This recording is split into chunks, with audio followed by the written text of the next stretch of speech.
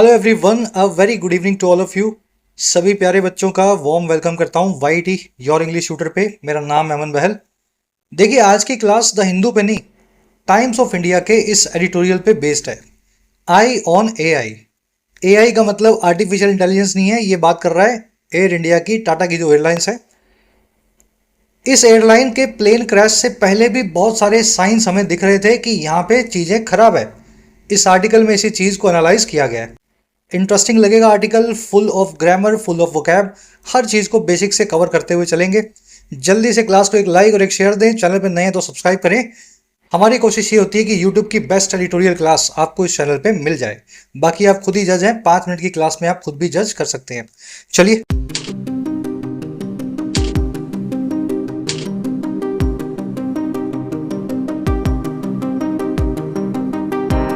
चलिए कह रहे हैं आई ऑन एआई। एआई तो आप समझ ही गए, एयर इंडिया। आई का मतलब होता है आंख। कह रहा है जी, अब आंखें सबकी पड़ गई हैं एयर इंडिया पे। सर्विसेज जो इसकी खराब है, मेंटेनेंस खराब है, ये सब चीज़ें अब सबकी नज़र में आ रही हैं। टाइटल पैराग्राफ को देखो क्या कहना चाह रहा है। कह रहा है जी, Tata's airline faces many serious questions even as DGCA has cleared its Boeing 787 fleet. कह रहा है जी, टाटा की जो एयरलाइन है जिसका नाम है एयर इंडिया, टाटा ने खरीद लिया ना इसको। कह रहा है ये एयरलाइन फेस करती है, सामना करती है बहुत सारे सीरियस क्वेश्चंस का या गंभीर सवालों का। और कह रहा है ये सारा काम कैसे हो रहा है।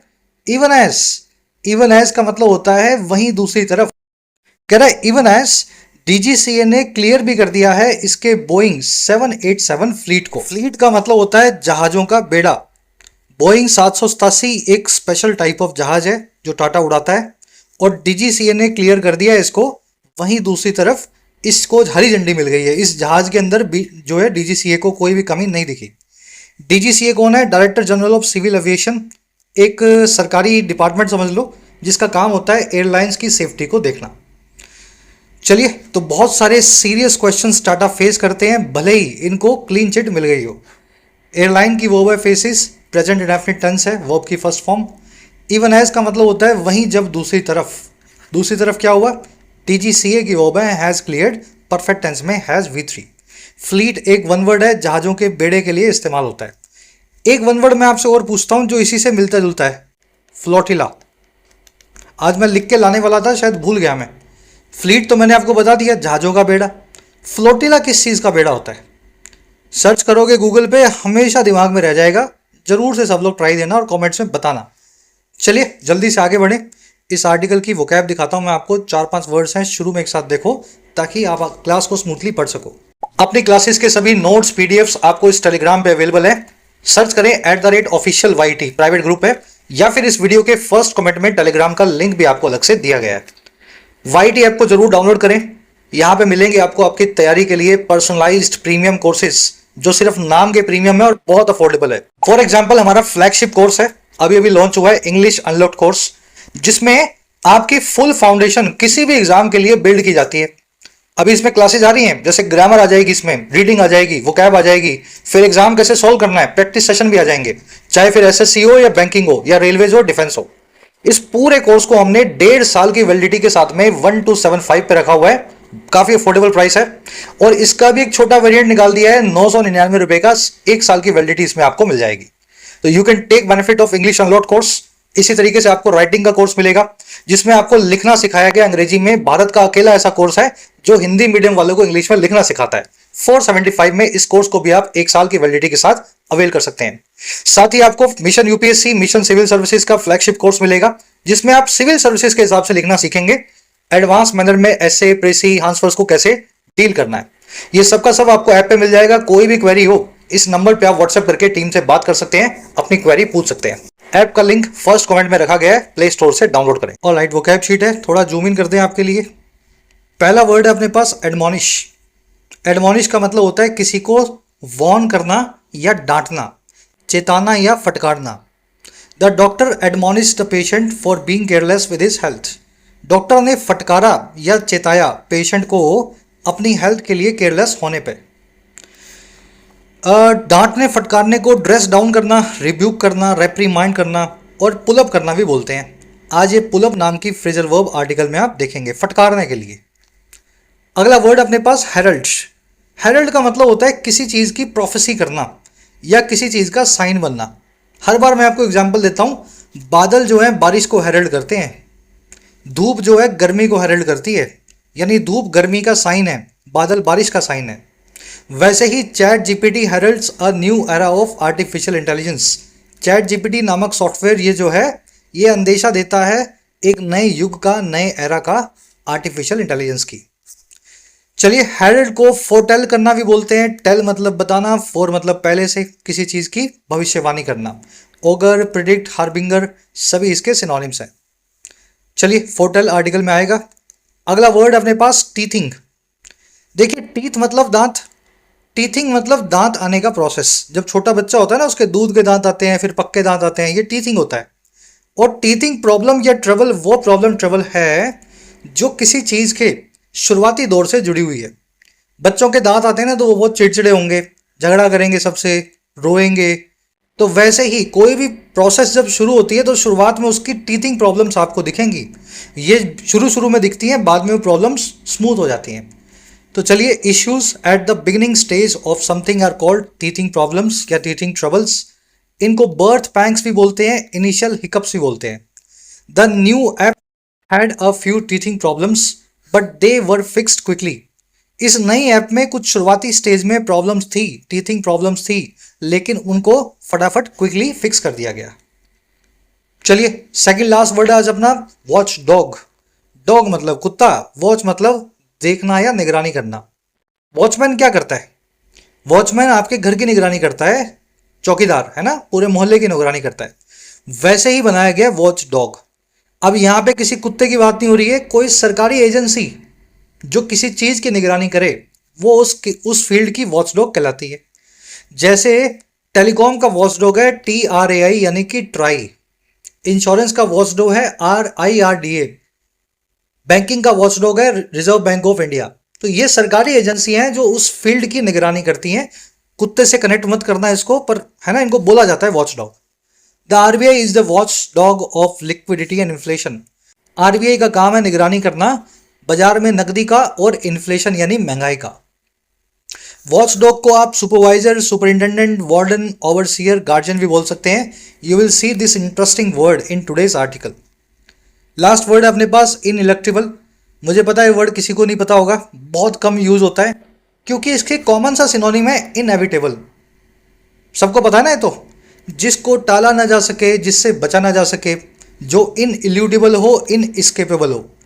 तो इनएविटेबल नाम का वर्ड आप आर्टिकल में देखेंगे, लेकिन ध्यान रखें इनएविटेबल का और एडवांस सिनोनिम है इनइलेक्ट्रेबल। ठीक है, ये भी किसी क्लास में आप जरूर से किसी क्लास में होता हुआ जो है रीड करेंगे। If Russia uses nuclear weapons over Ukraine, a nuclear war will be ineluctable. अगर रशिया यूज कर लेता है न्यूक्लियर वेपन्स को यूक्रेन पे, तो एक न्यूक्लियर वॉर जो है अनअवॉइडेबल होगी, पक्का होगी, जिससे बचा ना जा सकेगा। चलिए, इनएविटेबल ये वर्ड आप आर्टिकल में देखेंगे। वोकैब शीट टेलीग्राम में अवेलेबल है। टेलीग्राम ग्रुप का लिंक इस वीडियो के फर्स्ट कमेंट में रखा हुआ है, आराम से जाएं और उसको डाउनलोड करें। चलिए, अब आर्टिकल पे आते हैं। एक समरी आपको दें किस बारे में लिखा हुआ है।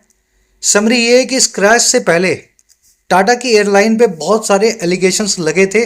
बार बार इसमें आपको मिसमैनेजमेंट के एपिसोड्स देखने को मिले। कभी किसी एयरलाइन का दरवाजा खुला रह गया, है ना, आसमान में उड़ रही है लेकिन दरवाजा अभी भी लीक है, आधा खुला हुआ है। कभी किसी सीट के अंदर कोई आदमी फंस गया, सीट ही अंदर घुस गई। तो इस तरह के किस्से आप बार बार देखते हैं। तो ये रेड फ्लैग्स थे जिसको पहले ही सरकार और टाटा एयरलाइंस को ध्यान करना चाहिए था। और इन रेड फ्लैग्स को नज़रअंदाज करने का नतीजा ये हुआ कि इतना बड़ा क्रैश हुआ और टाटा की आज सारी साख भी जो है वो दाव पर है। बहुत प्रीमियम होती थी टाटा एयरलाइंस, एयर इंडिया। आजकल प्रीमियम नहीं है, आजकल लोग इससे डरते हैं, उड़ने से डरते हैं।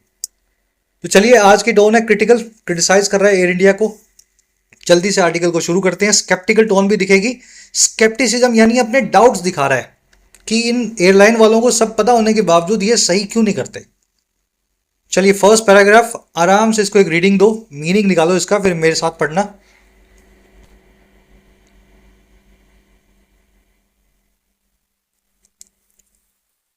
चलिए, कह रहा है DGCA's clean chit to Air India's Boeing 787 fleet will partly soothe nerves strained by last Thursday's AI-171 crash। कह रहा है DGCA नाम की जो सरकारी एजेंसी है, इसकी जो क्लीन चिट है यानी हरी झंडी है, एयर इंडिया नामक वेब जो है एयरलाइन के बोइंग 787 फ्लीट को, फ्लीट यानी जहाजों के बेड़े को, कह रहा है ये क्लीन चिट जो है ना, ये आंशिक तौर पे या पार्टली सूद करेगी, नरम बनाएगी उन सारी नर्व्स को, उन सारे इमोशंस को जो स्ट्रेंड हैं, बोझिल हैं पिछले लास्ट जो है थर्सडे के AI-171 एयरलाइन के क्रैश के। तो क्रैश के बाद एयरलाइन जो है टाटा एयरलाइंस, एयर इंडिया बहुत ज़्यादा स्ट्रेन में है, बहुत ज़्यादा दबाव में है। तो एक जो क्लीन चिट मिली है ना सरकारी एजेंसी से, इससे दबाव इन पे थोड़ा कम होगा। चलिए, सब्जेक्ट है यहाँ पे क्लीन चिट, एक नाउन है, वर्ब है इसकी विल सूद, सूद करना, किसी चीज़ को सूदिंग बनाना, नरम बनाना, है ना, कंफर्टेबल बनाना। स्ट्रेंड यहाँ पे एडजेक्टिव है, स्ट्रेंड का मतलब होता है बोझ के तले दबा हुआ, तनाव के तले, है ना, ग्रसित, तनाव से दबा हुआ। नर्व्स क्या होता है? देखिए, नर्व होती है हमारी पेशियां बोल दो उनको, है ना, हमारे अंदर की धमनियां जिससे ब्लड फ्लो होता है, जिससे इलेक्ट्रिकल सिग्नल फ्लो होते हैं बॉडी में। इस वर्ड को ध्यान से देखोगे तो इसके बहुत सारे मीनिंग है। इन्हीं ब्लड जो है वेसल्स के थ्रू, नर्व्स के थ्रू आपके शरीर में वरी, फियर और करेज के इमोशंस पैदा होते हैं। अगर आपको कहीं पे गुस्सा आया, कहीं पे झगड़ा हुआ, तो अचानक से आपको डर लगेगा इन्हीं नर्व्स के अंदर जब खून बहेगा, या कहीं पे आपको बहुत ज़्यादा बहादुरी आ जाएगी, आप झगड़ा करने लगोगे, फाइट और फ्लाइट रिस्पॉन्स आपने सुना होगा। तो नर्व जो है ना, ये जो खून को ले जाने वाली जो अंदर धमनियां हैं, ये सारे इमोशंस को पैदा करती हैं। यहीं से अंग्रेजी में नर्व नाम का एक नाउन बनाया गया है। इस नाउन का मतलब है इमोशनल स्टेट ऑफ डर यानी फियर, वरी यानी चिंता, करेज यानी बहादुरी। और इसी से आपने वर्ब बनाई हुई है नर्व्ड और अनर्व्ड। नर्व्ड वो आदमी है जो करेज से भरा हुआ है, और अननर्व्ड वो आदमी है जिसमें करेज बिल्कुल भी नहीं है, जो थका हुआ है या डरा हुआ है। समझ गए ना? थोड़ा कहानी इसलिए बता रहा हूं, जैसे बनाया गया है वर्ड वैसे ही समझो आप। नर्व्ड आदमी कौन है? एकदम तैयार। और अननर्व्ड कौन है? डरा हुआ, थका हुआ। और इसी से एक फ्रेज बना हुआ अंग्रेजी में इनर्वेटेड। इनर्वेटेड का मतलब होता है थकान से चूर, जिस आदमी में कुछ भी करने की ताकत ना हो, इनर्वेटेड। तो ये 2-3 वर्ड्स हैं नर्व से बनने वाले, ध्यान करना इनको। आगे बढ़ते हैं। कह रहे जी, India's worst aviation disaster this century killed 241 flyers and at least 29 people on the ground. कह रहे जी, भारत का सबसे बुरा, वर्स्ट जो ये एविएशन डिजास्टर था, डिजास्टर यानी बड़ी घटना, बड़ी दुर्घटना, एविएशन यानी जो एविएशन से उड़ने से रिलेटेड है। तो सबसे खराब जो डिजास्टर था ना इस सेंचुरी का, इसने किल किया या मार दिया 241 फ्लायर्स को, और कम से कम 29 लोगों को जो ग्राउंड पे थे, जहां पे जहाज गिरा हॉस्टल में, वहां डॉक्टर्स भी मारे गए। चलिए, एविएशन डिजास्टर सब्जेक्ट है, एक नाउन है, वर्ब है इसकी किल्ड, पास्ट टेंस लगा हुआ है, वर्ब की सेकंड फॉर्म। एटलीस्ट का मतलब है कम से कम। और आगे बढ़ते हैं। कह रहे जी, as old whistle blower concerns about the 787 Dreamliner resurfaced, the crash seemed like a chronicle of deaths foretold। बहुत अच्छा सेंटेंस है। कह रहे इसके बाद जैसे ही एज जो विसल ब्लोअर कंसर्न्स थे। देखिए, विसल ब्लोअर एक ऐसा आदमी होता है जो किसी गलत चीज के खिलाफ आवाज उठाए, जो सारी दुनिया को चीख चीख करके बताए कि यहाँ इस डिपार्टमेंट में, इस कंपनी में ये गलत काम हो रहा है। बड़ा रिस्की आदमी होता है विसल ब्लोअर। कह रहे जी, जैसे ही विसल ब्लोअर कंसर्न्स थे एयर इंडिया के इस ड्रीम लाइनर 787 जो बोइंग का है, इसको लेकर के बहुत लोगों ने बहुत सारे कंसर्न्स बताए थे। कह रहा है, और किस बारे में थे? इसी जहाज के बारे में थे। वो रीसरफेस हुए, फिर से सबके सामने आए। कह रहा है, वैसे ही ये जो क्रैश है ना, अब ये दिखाई देता था एक क्रॉनिकल के जैसा, या एक रिकॉर्ड या हिस्ट्री के जैसा, जो ऐसी मौतों का था जिनको पहले से ही बता दिया गया था, प्रेडिक्ट कर दिया गया। तो एयर इंडिया जो बोइंग का जो जहाज है, इसको लेकर के बहुत लोगों ने बहुत सारी बातें की थी आज से 2-3 साल पहले तक, कि ये जहाज खराब है, इसमें बहुत कमियां हैं। बहुत लोग विसल ब्लोअर बने थे, बोइंग के खिलाफ खड़े हुए थे, लेकिन बोइंग ने सबको शांत कर दिया। बड़ी कंपनी है बोइंग। कह रहा है, अब जैसे ही ये कंसर्न्स फिर से रीसरफेस हो रहे हैं ना, हमें क्या पता लगा, ये क्रैश जो है ना, ये हमें पहले से ही पता था होने वाला है। ये एक कहानी या क्रॉनिकल के जैसा है, एक हिस्ट्री या अकाउंट के जैसा है, ऐसी मौतों का जो पहले ही बता दी गई थी कि कभी ना कभी होंगी। चलिए, थोड़े अच्छे सेंटेंस बने हुए हैं, होपफुली समझ पा रहे होंगे आप। कंसर्न्स की वर्ब है रीसरफेस्ड। सरफेस होना, सबके सामने आना, रीसरफेस यानी फिर से सबके सामने आना। क्रैश की वर्ब है सीम्ड। सीम का मतलब है दिखाई देना। क्रॉनिकल यानी कहानी, किस्सा, हिस्ट्री, रिकॉर्ड। फोरटोल्ड यहाँ पे वर्ब की थर्ड फॉर्म है, किसी चीज को पहले से बताना फोरटेल करना कहलाता है, उसी की थर्ड फॉर्म है फोरटोल्ड। ये वो मौतें हैं जिनके बारे में पहले ही बता दिया गया था। अब एक सवाल पूछता हूं मैं आपसे। वर्स्ट का मतलब होता है सबसे बुरा, और ये है बैड की सुपरलेटिव डिग्री। सुपरलेटिव डिग्री अपने पहले द लेती है, लेकिन यहां पे द वर्स्ट नहीं लिखा हुआ, ऐसा क्यों? चलो, कॉन्सेप्ट बड़ा आसान है। आप लिखेंगे तो the best car of India लिखेंगे। भारत की सबसे अच्छी कार क्या कहलाएगी? The best car of India. लेकिन मैं ऐसा लिखूं, भारत की best car, India's the best car, तो इस द को मुझे निकाल देना है, क्योंकि इंडियाज नाम का पजेसिव मैंने यूज किया, और पजेसिव क्या है, अपने बाद में डेफिनेट आर्टिकल द को नहीं लेता। माई, योर, इंडियाज, पाकिस्तान, एशियाज, है ना, ये अपोस्ट्रोफी एस लगे, या फिर माई, आवर, योर, देयर, ऐसा कुछ भी लगे, हिज, हर, उसके बाद में द आर्टिकल नहीं आता। इसलिए इस वर्स्ट के आगे का द मैंने निकाल दिया है, यहां पे पजेसिव का इस्तेमाल लगा हुआ है। इंडियाज मतलब इंडिया का। चलिए आगे बढ़ते हैं। फ्लोटिला का मतलब मैंने जो आपसे पूछा था, ये एक ऐसा बेड़ा होता है जो छोटी नावों का होता है। स्मॉल शिप्स और बोट्स के बेड़े को बोलते हैं फ्लोटिला। बड़े को बोल देते हैं फ्लीट, छोटे को बोल देते हैं फ्लोटिला। चलिए नेक्स्ट पैराग्राफ, आराम से दे दो इसको रीडिंग।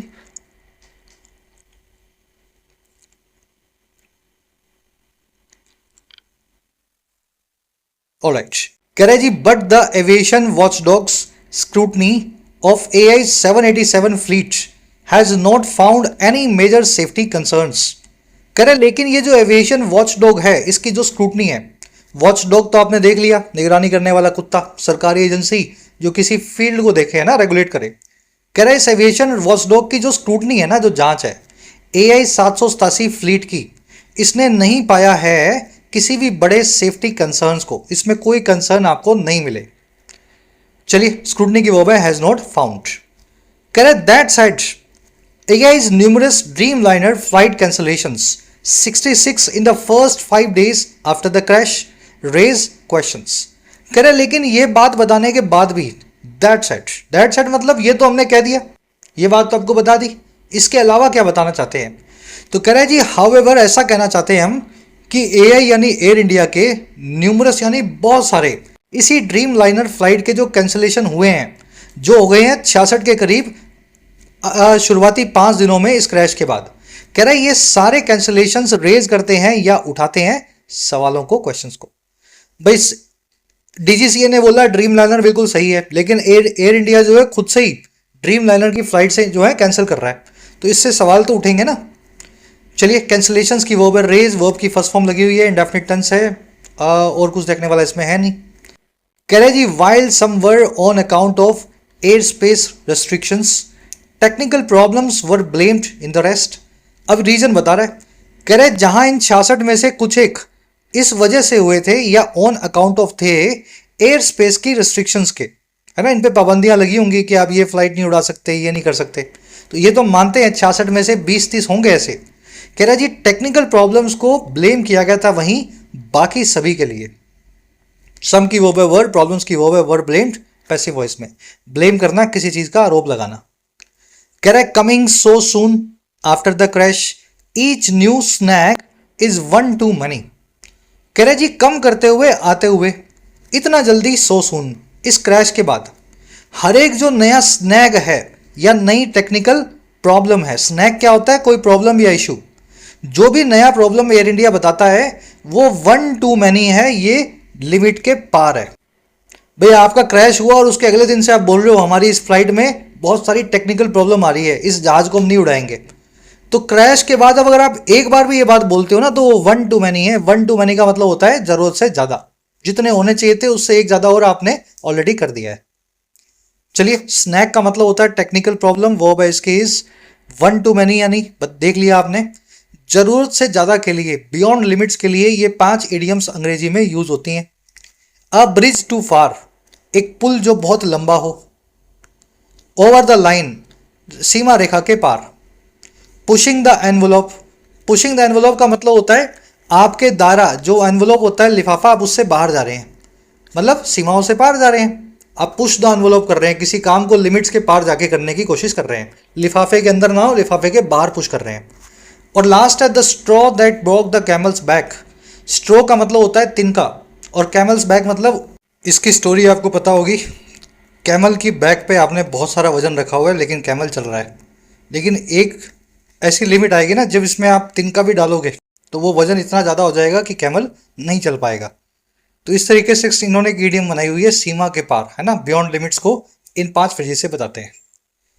चलिए, कह रहा it's also a reality check for CEO Campbell Wilson who claimed in an interview 2 weeks ago. कह रहा ये एक रियलिटी चेक भी है, यानी हकीकत का सामना भी है सीईओ कैम्पबेल विल्सन के लिए, जिन्होंने क्लेम किया एक इंटरव्यू में, और कब, 2 वीक्स पहले। और क्या क्लेम किया? The heavy lifting is done. Heavy lifting जो है वो हो चुकी है। हैवी लिफ्टिंग का मतलब होता है सबसे मुश्किल काम। लिफ्टिंग मतलब चीज़ों को उठाना, हैवी मतलब भारी। तो उनका ये कहना था कि भारी काम हो चुका है, अब तो छोटी मोटी चीज़ें हमें करनी है। क्रैश से बिल्कुल 2 वीक पहले उन्होंने बोला। चलिए, इट की वर्ब है इस, हु आया विल्सन के लिए, हु की वर्ब है क्लेम्ड, वर्ब की सेकंड फॉर्म। हैवी लिफ्टिंग की वर्ब है इज डन। डन यहाँ पे एडजेक्टिव है, डन का मतलब है पूरा, कंप्लीट, है ना, वर्ब नहीं है यहाँ पे। इज हेल्पिंग वर्ब और मेन वर्ब दोनों काम कर रही है, डन यहाँ पे एडजेक्टिव है। चलिए, अब एक कॉन्सेप्ट और देख लेते हैं। 2 वर्ब्स अंग्रेजी में, फाइंड और फाउंड। फाइंड का मतलब है किसी चीज़ को पा लेना, ढूंढ लेना, जैसे कोई खोई हुई चाबी है, कोई भी चीज़ है जो गुमी हुई है, आपने उसको ढूंढ लिया, फाइंड किया। और फाउंड का मतलब होता है किसी चीज़ को इस्टेब्लिश करना, यानी उसकी नींव रखना। फाइंड की सेकंड वर्ब है फाउंड, V2, और V3 भी है फाउंड। लेकिन फाउंड की V1 है फाउंड, V2 है फाउंडेड, और V3 भी है फाउंड। तो कंफ्यूजन यही है, इसकी V2 और इसकी V3 जो है वो V1 है इसकी। तो आपको सही जगह पे सही वर्ब को यूज करना होगा। फाउंड फाउंड कौन सा लगेगा आपको देखना होगा। A museum was found to preserve the artefacts founded in the excavation. एक म्यूजियम को फाउंड किया गया प्रिजर्व करने के लिए या सुरक्षित करने के लिए उन आर्टिफैक्ट्स को, उन हाथ से बने हुए चीज़ों को। आर्टिफैक्ट्स क्या होते हैं? कुछ पुराना आपको खुदाई में मिले, कोई मूर्ति मिले, है ना, कोई भी इस तरह की चीज़ जो इंसान ने बनाई हो, पुरानी आर्टिफैक्ट्स। तो आर्टिफैक्ट्स को प्रिजर्व करने के लिए, और वो आर्टिफैक्ट्स जो मिले थे एक्सकवेशन में, यानी खुदाई में। एक्सकवेशन का मतलब होता है खुदाई करना। तो म्यूजियम को फाउंड किया गया था ताकि प्रिजर्व किया जा सके उन आर्टिफैक्ट्स को जो मिले थे खुदाई में। क्या गलती है इसमें? देखिए, म्यूजियम को ढूंढा नहीं गया था, म्यूजियम को इस्टेब्लिश किया गया था। वॉज प्लस में वर्ब की थर्ड फॉर्म चाहिए पैसिव बनाने के लिए, और फाउंड वर्ब की थर्ड फॉर्म लगनी चाहिए जो होती है फाउंडेड। तो म्यूजियम वॉज फाउंडेड, और क्यों? ताकि प्रिजर्व किया जा सके उन आर्टिफैक्ट्स को जो मिले थे। अब यहाँ पे एडजेक्टिव चाहिए फाइंड वर्ब का, जो बनता है वर्ब की थर्ड फॉर्म फाउंड। आर्टिफैक्ट्स वो थे जो मिले थे, फाउंड थे, ना कि फाउंडेड। यहाँ पे ईडी को आप निकाल देंगे। तो इस तरीके से क्वेश्चन आपको मिलेंगे। एक क्वेश्चन मैं आपको दे रहा हूं, खुद से इसको ट्राई देना। The statue was a tribute to our finding fathers. Statue एक ट्रिब्यूट था, एक रिस्पेक्ट का साइन था। ट्रिब्यूट यही होता है हमारे फाइंडिंग फादर्स के लिए। फाइंडिंग फादर्स वो लोग होते हैं जिन्होंने इस्टेब्लिश किया हो समाज को, देश को, नींव रखी हो, हमारे पुरखे। थोड़ा मुश्किल क्वेश्चन है, चेक करके देखना फाइंडिंग फादर्स को आप कैसे बदलोगे, सही करोगे, गलत करोगे, कमेंट्स में डालना, आपको जरूर से इसका फीडबैक देंगे। चलिए बढ़े आगे, आ जाओ नेक्स्ट पैराग्राफ।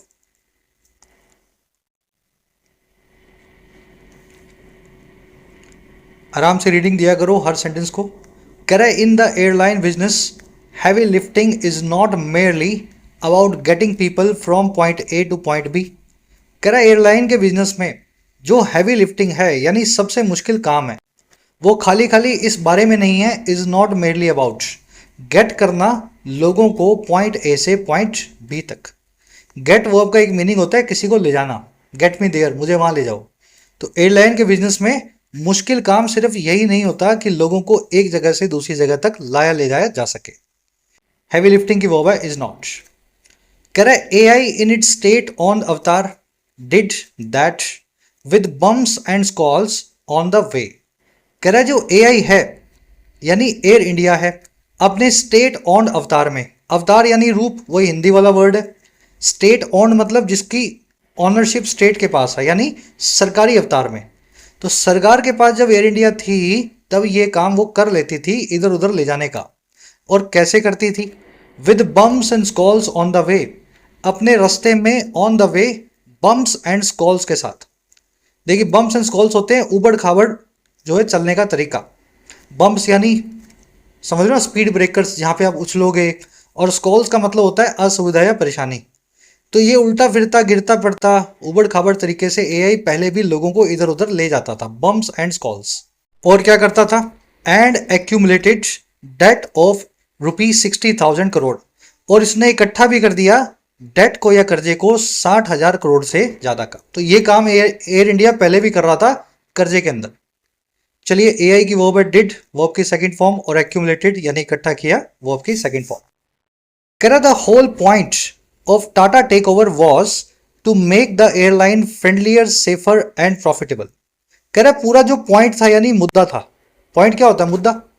टाटा के टेक ओवर का या खरीद लेने का एयर इंडिया को, ऑफ कोर्स, वो था कि बनाया जाए इस एयरलाइन को और ज्यादा दोस्ताना यानी फ्रेंडलियर, सेफ यानी सुरक्षित, और प्रॉफिटेबल यानी मुनाफे से भरा।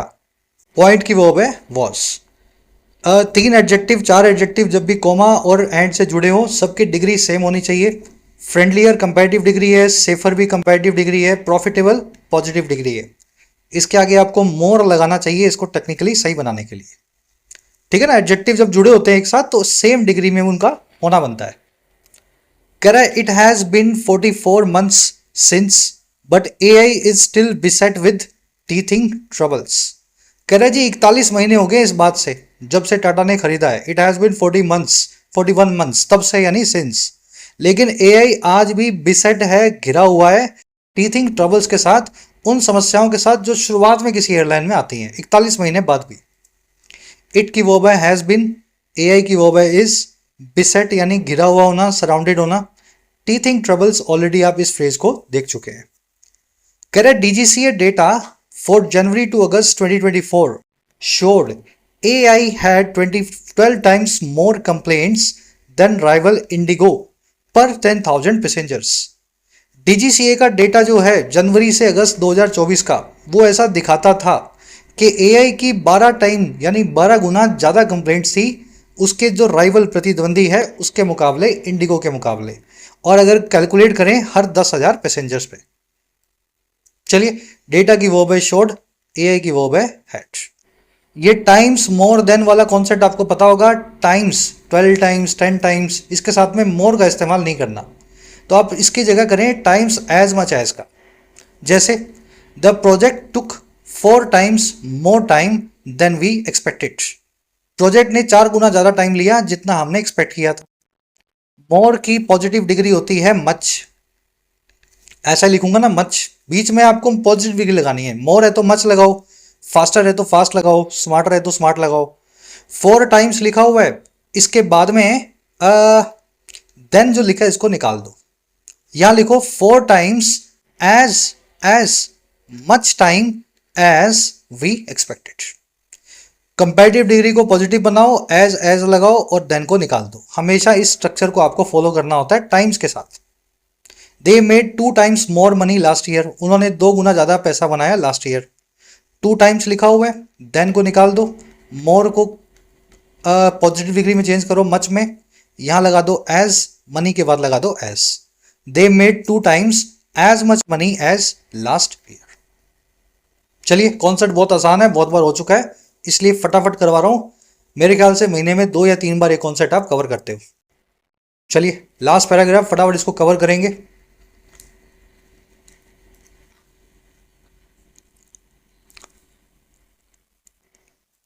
ऑलराइट, कह रहा है ad headlines this year haven't been encouraging इधर, और कह रहा है जो हेडलाइंस हैं इस साल भी वो ज़्यादा एनकरेजिंग या एनकरेजमेंट देने वाली या अच्छी लगने वाली नहीं रही हैं। A minister stuck in a sagging seat, passengers stranded in a plane without air conditioning in 41 degree Celsius, choked toilets on a Chicago Delhi flight, and now a picture of a door sealed with paper napkins on a Delhi Hong Kong flight. ये headlines रही हैं। एक minister जो stuck था, फंस गया एक सैग करती हुई या अंदर धसी हुई सीट में। शिवराज सिंह चौहान की बात हो रही है, उनके साथ ऐसा हुआ होगा। फिर पैसेंजर जो है स्ट्रैंडेड हो गए या फिर अलग थलग हो गए, फंसे फंसे रह गए। स्ट्रैंडेड होना यानी किसी जगह पे फंस करके अलग थलग हो जाना। तो पैसेंजर जो है फंस गए एक प्लेन में बिना एसी के, एयर कंडीशनिंग के, 41 डिग्री सेल्सियस टेम्परेचर पे। कई जगह चौकड या क्लॉग टॉयलेट्स मिली शिकागो दिल्ली की फ्लाइट में। और फिर एक पिक्चर भी दिखी एक डोर की जो सील्ड था पेपर नैपकिन के थ्रू दिल्ली हांगकांग फ्लाइट के अंदर। तो ये सब समस्याएं जो हैं हेडलाइंस के अंदर एयर इंडिया में देखने को मिलती हैं। चलिए, सब्जेक्ट वर्ब कोई है नहीं यहाँ पे, सारी हेडलाइंस लिखी हुई हैं। स्ट्रैंडेड यानी फंसा हुआ, वर्ब की थर्ड फॉर्म। सैगिंग यानी धसा हुआ, वर्ब की थर्ड फॉर्म। चौक यानी रुका हुआ, है ना, वर्ब की थर्ड फॉर्म। कह रहे none of these suggest the top class airline that group chairman N Chandrashekhar talked about in Jan. कह रहे इनमें से कोई भी चीज सजेस्ट नहीं करती है एक टॉप क्लास एयरलाइन को। इनमें से कोई भी चीज नहीं दिखाती है कि एयर इंडिया एक टॉप क्लास एयरलाइन है, जैसा कि ग्रुप चेयरमैन चंद्रशेखर ने टॉक अबाउट किया था जनवरी में। चलिए, नन ऑफ की वर्ब है सजेस्ट, चेयरमैन की वर्ब है टॉक्ड। कह रहा है जी some of this is down to poor crew training. कह रहा है ये कुछ एक चीजें इनमें से, सम ऑफ दिस, वो डाउन टू है या ड्यू टू है। डाउन टू करना या ड्यू टू होना, किसी वजह से होना। तो कह रहा है कुछ एक चीजों को आप देख सकते हो इस वजह से कि क्रू की ट्रेनिंग पुअर है, काम करने वाले लोगों की ट्रेनिंग अच्छे से नहीं हुई है। कैसे लिखा इसमें, ये बात कैसे पता लगी। कह रहे recall how DGCA pulled up AI in 2023 for failing to report a drunk passenger. कह रहे याद करें, रिकॉल करें कैसे डीजीसीए ने पुल अप किया था या फटकारा था एयर इंडिया को 2023 में। इस फेलिंग की वजह से, इस नाकामयाबी की वजह से जो है रिपोर्ट करने की एक पिए हुए ड्रंक पैसेंजर्स को।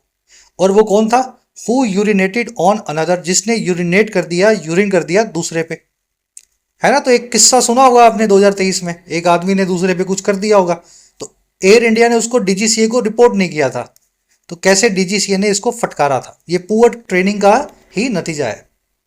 चलिए, रिकॉल यहाँ पे वर्ब है, इंपेरेटिव सेंटेंस है, सब्जेक्ट यू बनेगा ऑफ कोर्स। डीजीसीए की वर्ब है पुल्ड अप, पुल अप करना, किसी को फटकारना। हु आया पैसेंजर के लिए वर्ब है इसकी यूरिनेटेड, वर्ब की सेकंड फॉर्म। कह रहे some issues can be pinned on adequate या inadequate maintenance given the demand for seats and shortage of planes.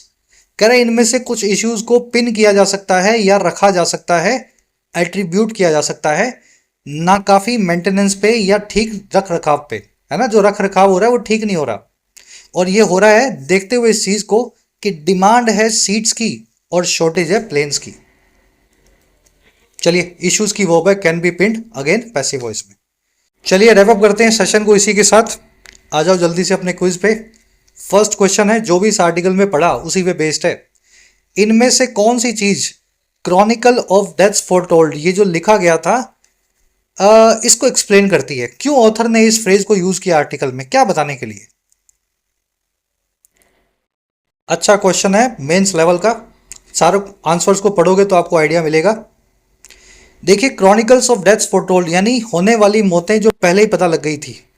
हर रोज एक नई खबर मिलती थी, एयर इंडिया में ये हो रहा है, वो हो रहा है, विसल ब्लोअर्स बता रहे थे, है ना, बोइंग की इस फ्लाइट के अंदर क्या क्या खराबियां हैं। ये इसलिए यूज किया गया कि विसल ब्लोअर्स की वार्निंग जो थी, उन्होंने बहुत लंबे से ही सजेस्ट कर दिया था कि ये डिजास्टर होने वाला है। तो डेथ तो होनी थी और पहले से ही फोरटोल्ड थी, उनकी कहानी पे हमने क्रॉनिकल पे ध्यान नहीं दिया। थोड़ा अच्छे लेवल का क्वेश्चन है, ऑफ कोर्स होपफुली सही हुआ होगा आपका। फर्स्ट का आंसर बनेगा डी। सेकंड वाला देखो, इनमें से कौन सा फंक्शन ये जिक्र या मेंशन जो है मिनिस्टर की सैगिंग सीट में फंसने का या पेपर नैपकिन से सील डोर का सर्व करता है। इन दो बातों को क्यों लिखा गया, लिखने का क्या मकसद होगा आर्टिकल में कि एक मिनिस्टर फंस गया था और डोर को ऐसे बंद किया था इन्होंने, क्या रीजन होगा।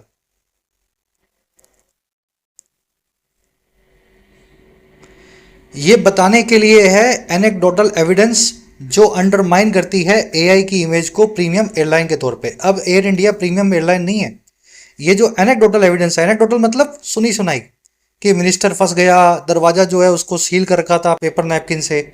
ये एविडेंस बताती है हमें कि एआई की या एयर इंडिया की प्रीमियम इमेज अब धीरे धीरे खत्म हो रही है ना। ये बताने के लिए इसको बताया गया था। मीडिया बायस की बात नहीं हो रही, ह्यूमर की बात नहीं हो रही, है ना।